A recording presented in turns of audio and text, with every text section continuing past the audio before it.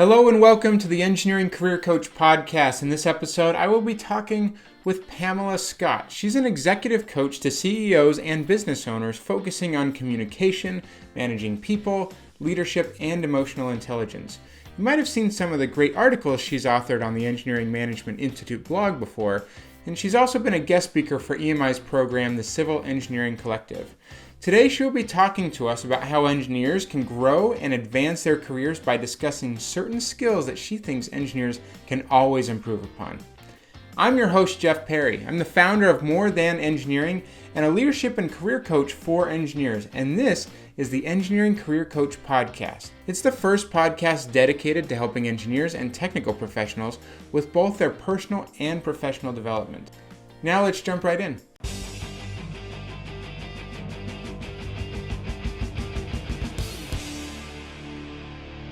Now it's time to jump right into the main segment of our episode. Today, I have the pleasure of talking with Pamela Scott. Pam, it's so great to be with you. Thanks for being here.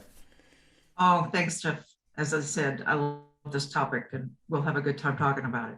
Yeah, I think we're going to have a good time. So as we just get started here, do you mind telling us a little bit about you, what it is that you do, so you can introduce yourself to the audience here? Sure.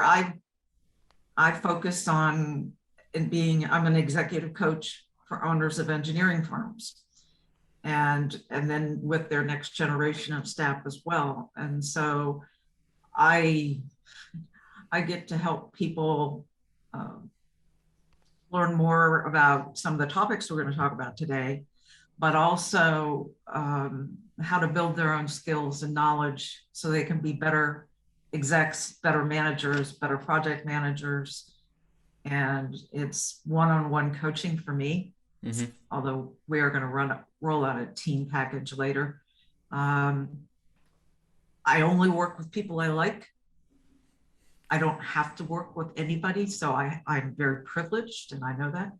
And the other thing is I just love working with engineers, and when people ask me why, it's very easy for me to say because I love working with smart people. Let me put it this way. I will only work with smart people, and engineers are smart people who want to get better. And I can understand the jokes. I can't understand the drawings, but I can understand the sense of humor that engineers will frequently bring to the table. So it's just such a rewarding opportunity for me to work with people who do really, really, really important work in the world. Yeah, that's great. And so sounds like you help people in a lot of different ways. I know one of the things we want to talk about here, Pam, is talking about how we improve communication skills. And sometimes engineers get a bad rap for that a little bit. What advice or insights would you give, and what are some of the things you focus on when trying to help engineers and others improve communication skills? Well, there's so many things we could talk about when it comes to communication. One of the tendencies some engineers, not everybody have, is to say no when someone says this is what we want to do, and the first thing out of their mouth is no, or you can't do that, or something like that. So learning to ask questions, which we'll talk about shortly, will help engineers get better at getting the information they need in order to help the client without having to say no. Learning to ask good questions, learning to listen, the kinds of topics that we're going to talk about today, as well as realizing that the client, and that can be internal or external, because we do have internal clients, the client can't read your mind and you can't read his or hers. So Right. Communication is the route we go through in order to get information out so everybody could do a good job. Yeah. And sometimes I think when we think about communication, we perhaps only think about what we are saying or communicating ourselves. Like if I'm talking to someone, or if I'm speaking to a group, or even, written communication, if I'm writing emails or memos or other things.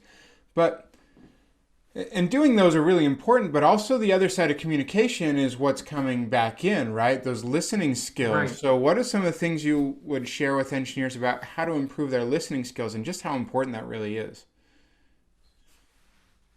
One of the first things I like to share with people is that a conversation like we're having here is two-way.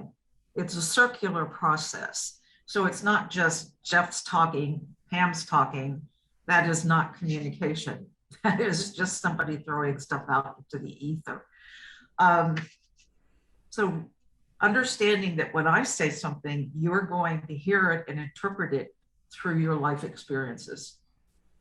And likewise, when you speak and tell me something, I'm interpreting it through my life experiences, what kind of day I'm having, if I had a fight with my husband in the morning, any number of factors come into it. And that's what makes communication hard, because we can't read somebody else's mind. So learning, that's again, I keep getting on my soapbox about asking good questions, is what's so essential to helping ensure you get good communication.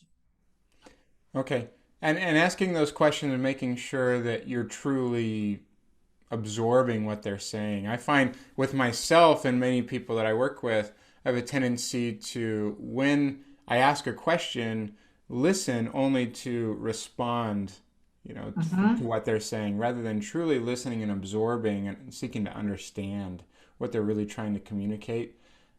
Right. And like you said, like we can't read those minds. We have to be able to truly dive deep with those great questions and listening to understand what are they really trying to do? What are they trying to accomplish? What's most important to them as we're moving through these conversations, these various interactions and working with people internally, externally, it doesn't matter who we're working with, right?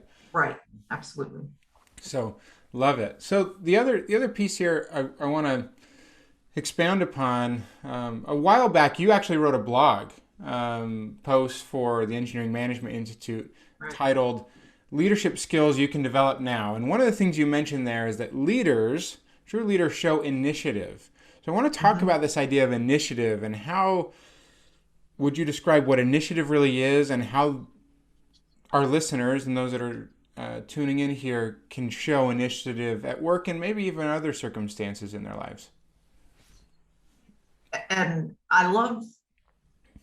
um, I love this topic because it's something we don't think about. And if I hadn't had a client who constantly said, I wish some of my people would step up and take initiative, um, I'm not sure that it would be as top of mind for me as it has become. And his frustration was that people would see there was a problem somewhere and either not say anything about it or not do anything about it, or they're just sitting there going, wow, that door is hanging off the house crooked. Wow, that's really too bad. I wonder if somebody will come fix it. And particularly at the executive level, the CEOs or anybody in the C-suite doesn't have the time and energy to fix everything.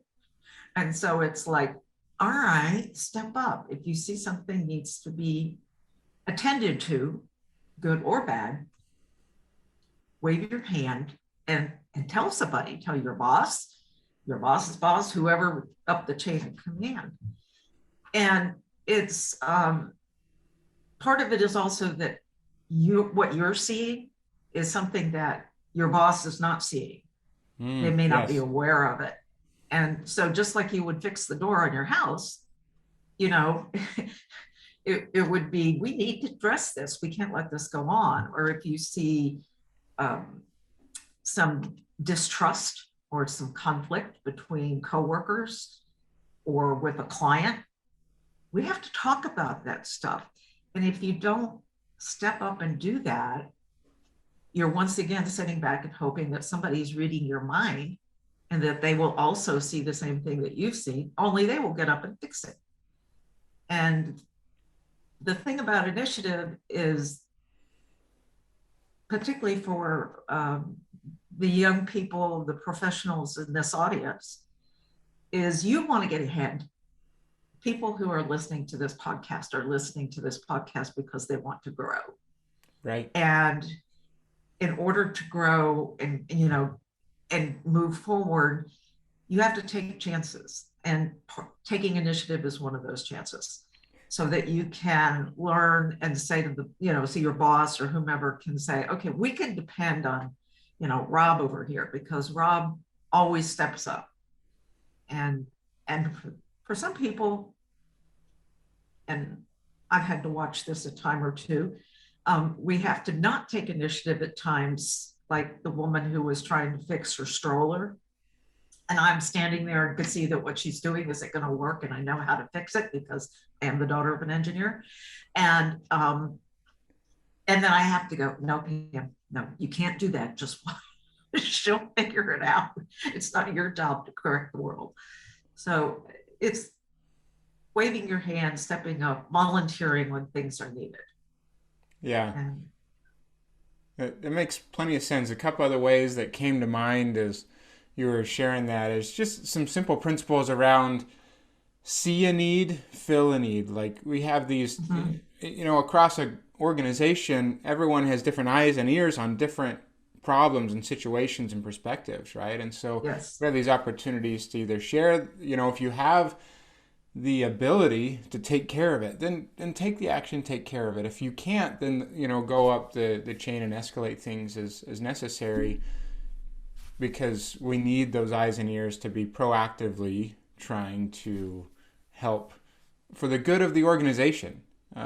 right. And it's going to improve our own results. It's going to be helping others, and everyone's going to appreciate when we do that. Just another thing that came to mind is just having that bias for action rather than just hoping someone else is going to take care of it. That bias for action, that we're going to see something, take action, and instead of just thinking that we need to overthink everything, like sometimes we can have the tendency to do, overanalyze before we take some action, do something about it when we see a problem. There's the overanalyze, the analysis paralysis. Yeah. And then there's the flip side of that, and the people who take action without thinking. Yes. Because I can see it's a problem, therefore I'm going to go fix it. And I don't have any background, maybe, of what the situation is, who's involved, what's going on. I don't know everything. And so there's a wonderful tool out there called the decision tree. Yeah. And if you remind me at the end of the call, we'll have people, they can email and I'll send it to them. But it's a tool to help managers tell employees, when do you need to let me know about a decision that needs to be made? Mm. And it uses the metaphor of a tree. And it's simple, easy to understand, but it's like, if you see this, just go fix it. And if you don't even tell me. And then it goes down through the different levels, but it's absolutely fantastic tool. If somebody does a search on the decision tree, it will come up, I'm sure. Yeah. But it's absolutely. So Pam, I want to get into similar things like we were talking about earlier. And I think this relates with what we were just talking about, how sometimes, instead of just jumping right in when we don't have the context, like kind of getting curious and asking questions around things, because we may see a problem, we may not have the full context and understanding of it. So sometimes we need to ask some questions to understand before we really can take action or escalate things too. So I want to talk about this idea of more about asking good questions, like really trying to understand the reasons behind things, ways to help others, learn from other people, understanding a problem, and then, eventually what we're trying to often do is come up with the right solution. So what are the things that you recommend? How do we know what a good question is? How do we ask them appropriately and do this in a way that is really helpful to us and the people that we're working with? I'll give you the first easy answer. And the first easy answer is don't ask yes or no questions. Okay. Because if you ask a yes or no question, you get a yes or you get a no, or sometimes neither. And you can't move forward with that. There's no place to go. So learning to ask questions from the perspective of the 5 W's and an H: what, when, where, how, who. to start your questions with that kind of direction. So Jeff, you and I are talking, and let's say we're working on a project on career coaching. Okay. And you said you really like it. Okay. So instead of just going, oh, okay, Jeff likes career coaching, this is cool, I say, when did you first get interested in career coaching? And what was it that spoke to you? What was it that helped you understand this is something you want to do? So asking those probing questions, and feel free to answer, asking the probing questions that dig deeper so that you can really understand what's going on in this situation. Okay, so what I heard there, Pam, is that we need to dig deeper with the questions. That's one of the main reasons why we ask questions in the first place. So surface level yes or no questions aren't going to cut it for us. We need to truly use questions to dive deeper and get greater understanding. Did I catch that correctly? And anything else that you would add on top of that? We need to ask those questions so we can dive in and collect information. That's what you're doing, particularly for problem solvers. You can't solve a problem if you don't have the information you need. And one of the challenges is to tell people to go 5 levels deep. Yeah. So you're not a yes or no. So you ask the first question and then you ask, oh, tell me more. Or why would you like to pursue that interest? And you keep going. And it's going to take about 5 levels before you really get to the truth of the matter, because people just come back with whatever's easiest for them to say. And you have to be careful in doing that you're not saying it in an antagonistic way. And it will help you, particularly with clients, help you understand where their head is and why they want to do things a certain way. Sure. Okay.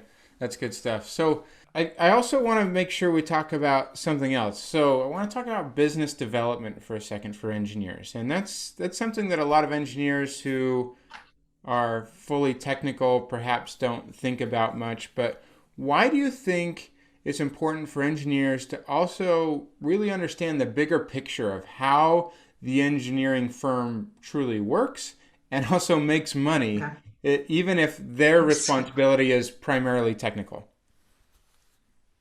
And this is so important. I started running into it the minute I started working with engineers, and I'm sure it would have been true for accountants and other people as well.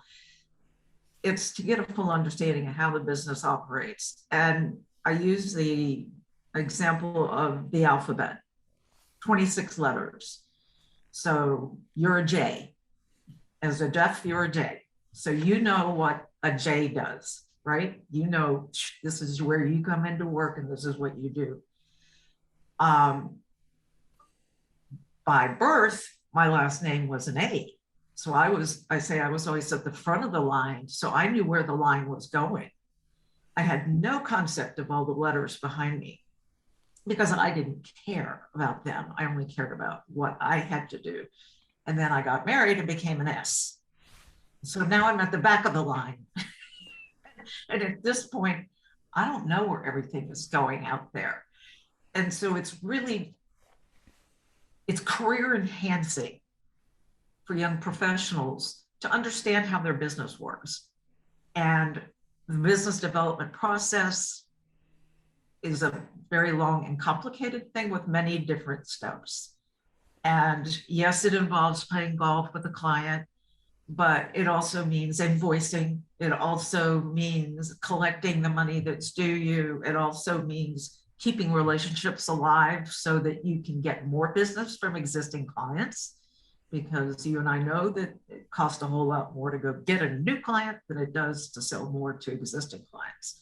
And there's so much depth to that business development process. And I think if people became more aware of that, then they would have a better understanding of how their company actually works. And it's not just money in, money out.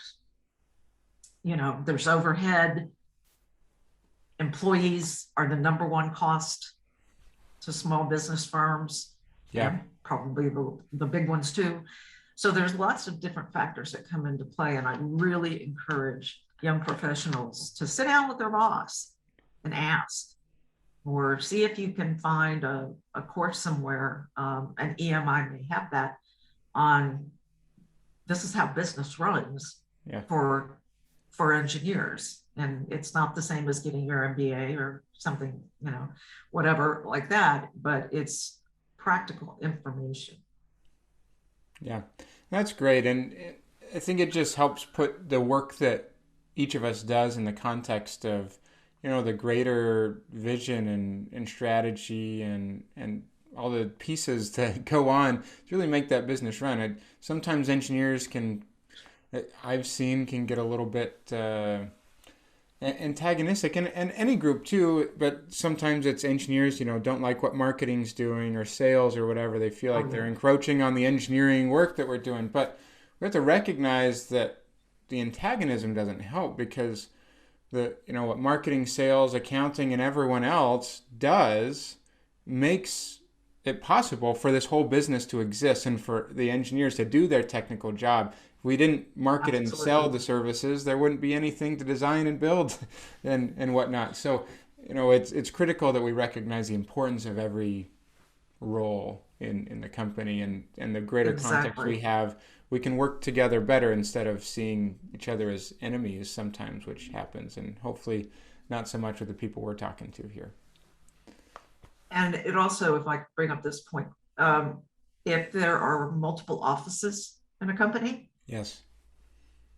this whole mess just gets magnified 100 times. So Yep. Office A doesn't want to talk to Office B, or Office B thinks everybody in Office C is a bunch of idiots. And it's the problem with silos and in a workplace, and those silos can cause so many problems so quickly, it's not funny. I Yeah. mean, when I meet a firm and go, you've got how many offices? Oh, good heavens. Well, basically that means I've got all these other pockets of people that I need to connect with in order to find out what's really going on. Yeah, for sure. Well, Pam, this has been a great discussion. As we end this main segment of the show, what final piece of advice or insight would you give listeners out here? Keep learning. Quit saying no all the time. um, Look for opportunities. And by all means, please go to mentorloft.com, mentorloft.com, and read the blog, because Mentorloft is a website we created um, when our adult children said, nobody's teaching us the stuff that you teach people, Mom. So you need to develop a website where we can learn that. And that's what the blog entries on Mentorloft are. So there are about the topics we talked about today and a whole lot more. And they're easy to read, because that's the way I write. If anybody's read something I've written in the EMI blog, then they're going to get they're going to get that same level of writing right back at them. This is Okay. Good stuff. Well, thanks for this, Pam. At this point, we're going to transition into the Take Action Today segment of the show, where we'll get one final piece of advice you can take action on today.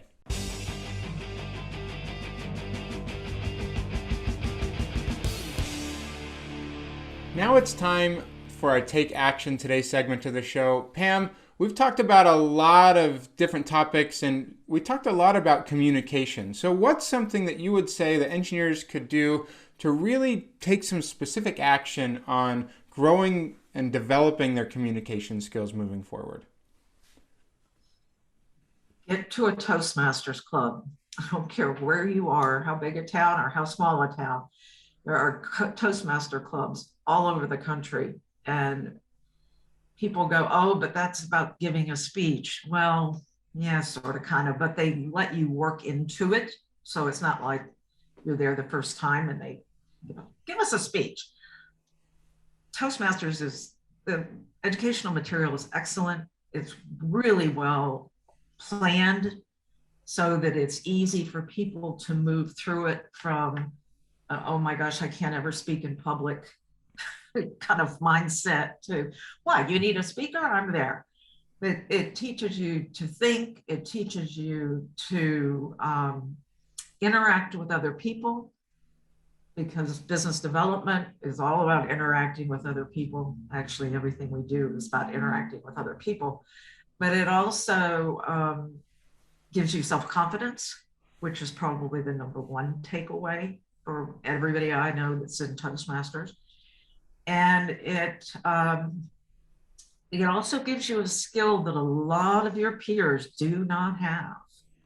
And so if you're wanting to, set yourself up as, hey, I'm really ready for that promotion, or pick me. Toastmasters is the easiest way to do it. And the cost is minimal. It's like almost nothing. And I'm constantly telling people to get to Toastmasters.